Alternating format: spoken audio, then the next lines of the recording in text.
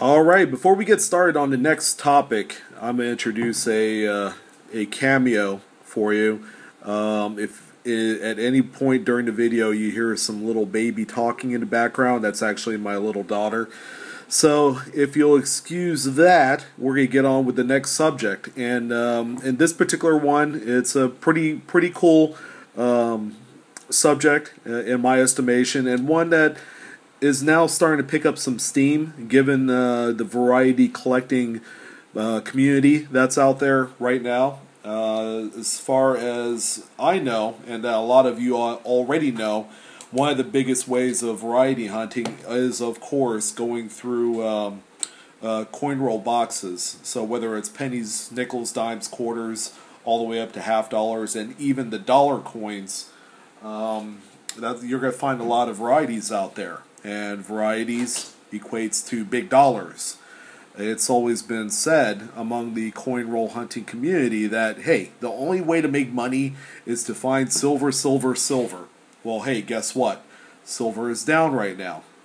Prices of varieties is not. Okay, that's where the whole numismatic kind of side of the scale tips in its favor. So instead of coin roll hunting boxes, because yeah, that's a great idea,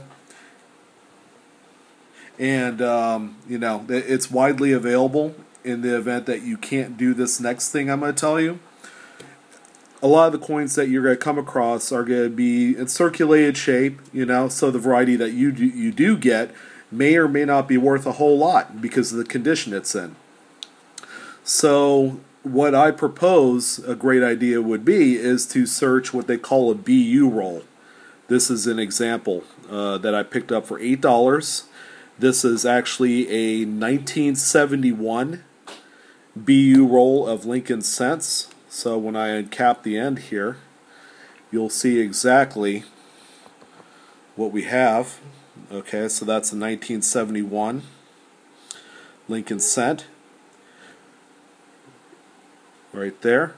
I'm not going to touch it because it's a BU roll. I've already searched it with my gloves, and I found something pretty interesting in there. But what you can find in a 1971 is a relatively rare doubled die variety that you could sell for a few $100s on there.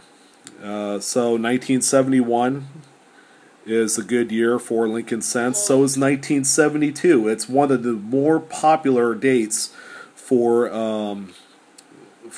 double dies because there's like 9 different die variations for that date, and they're all widely collectible. So what exactly is a BU roll? Well, it's real simple. BU stands for brilliant uncirculated. These rolls were either put together or they were provided by the mint uncirculated. Okay?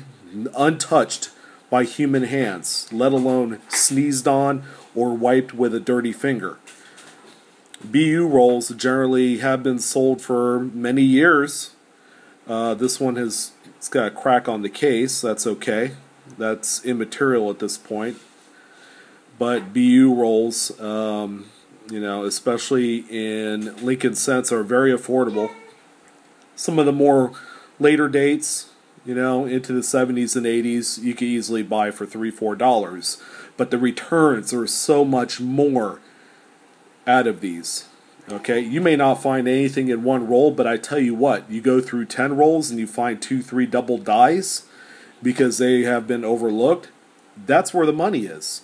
You can either go out and get them graded, or if you got a really nice high quality microscope type camera, take pictures, throw them online, and see what you could get. Even if you could get $100 to $150, you would have made a lot more times your money that you originally invested in buying these BU rolls. So BU rolls, especially in the 70s and 80s, there are a lot of varieties. It's extremely variety rich. So for, you know, it's 1970, 70D, 70S, 69. Of course, you guys know the big 1969 double die, which is a San Francisco mint, extremely popular. Another popular date is within these nickels, and it's a 1954S, where you have the one of the more collected over mint mark varieties in the 1954 S over D. Okay, so this particular roll I picked up for $20. Every single coin is uncirculated. Okay, this is part of an old stock. So this is what this one looks like. And oftentimes, the dealers are going to sell these for a good price. And they're extremely flippable. You can make money on the roll because other people are looking for varieties in these rolls.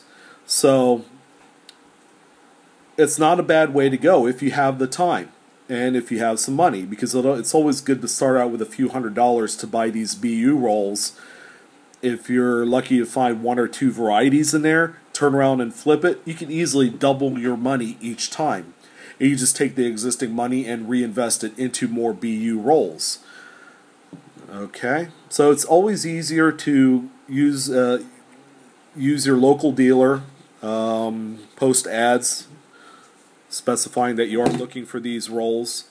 You could always buy them online on auction sites and stuff, but you gotta keep in mind those have probably been searched.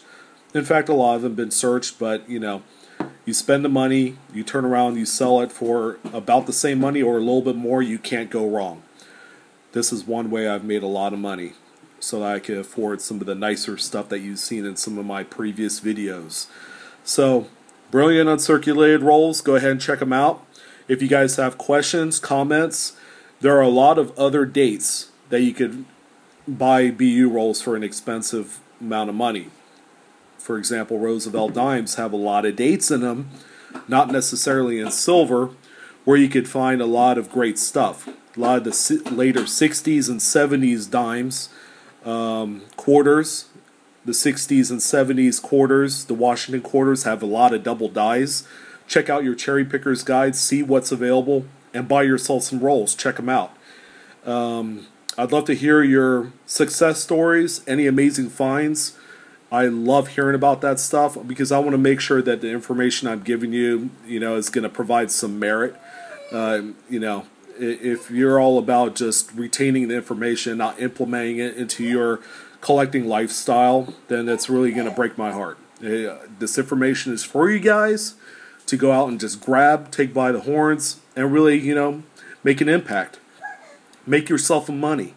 Because money these days, it doesn't grow on trees. And, a guy that works 40, 50-hour weeks, it's really tough. And it gets tougher, especially here in California, where everything is so damn expensive. Pardon my French. But if you guys have questions, comments, man, go ahead and send them on down below into the boxes. And I'll check back with you guys later. All right, take care.